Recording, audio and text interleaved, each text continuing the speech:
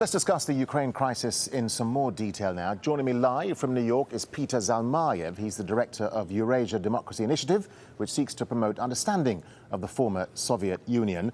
Peter Zalmayev, so, like it or loathe it, Crimea is now part of Russia.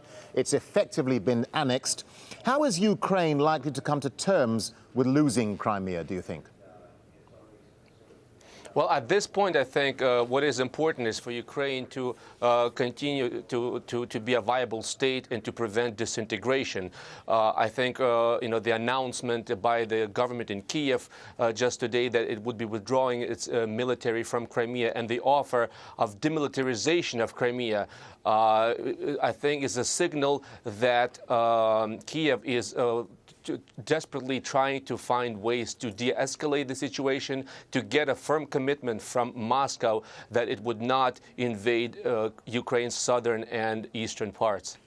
Meanwhile, the situation on the ground, Peter, remains tense. We've seen pro-Russian forces take over that Ukrainian naval base. We've got Russian troops still on the borders. What are people on the ground in Ukraine and Crimea telling you about the situation?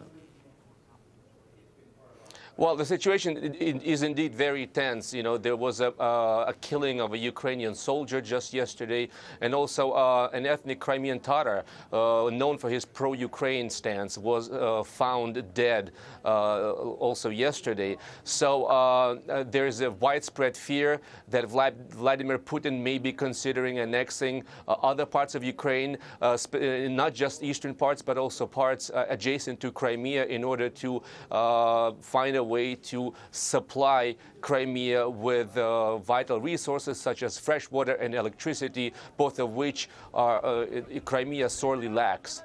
And we saw some extremely strong language at the UN today. The US ambassador effectively calling Russia a thief. We know that Ban Ki-moon's on his way to the Ukrainian capital. Is the diplomatic effort likely to diffuse the situation, do you think?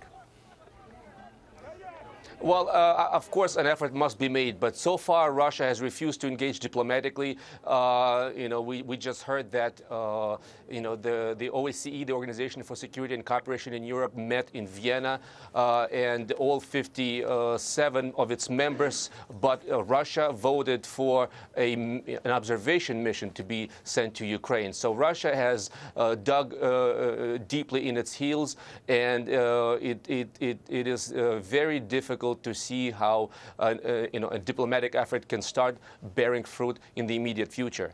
All right, Peter Zalmayev, thank you for talking to Al Jazeera.